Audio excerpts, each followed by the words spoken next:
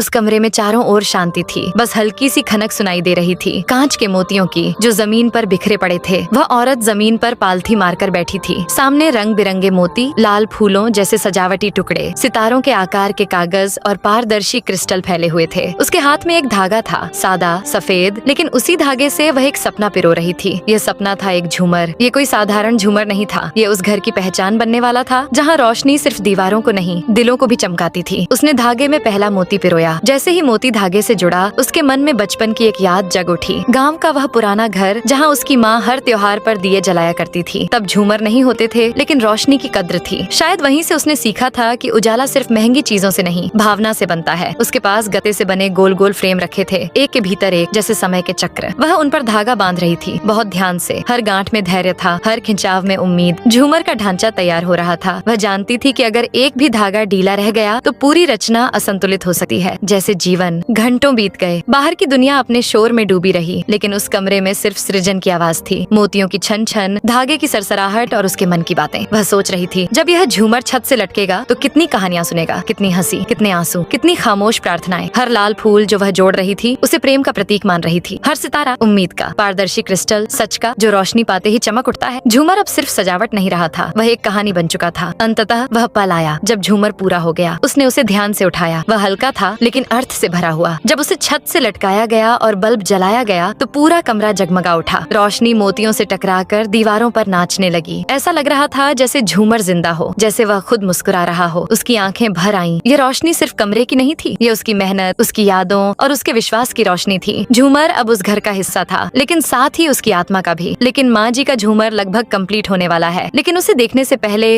रुक जा बेटा, तेरी माँ मर जाएगी। अगर अपनी माँ को बचाना चाहता है तो इस वीडियो को लाइक कर, चैनल को सब्सक्राइब कर और कमेंट में जय माता दी जरूर लिखना।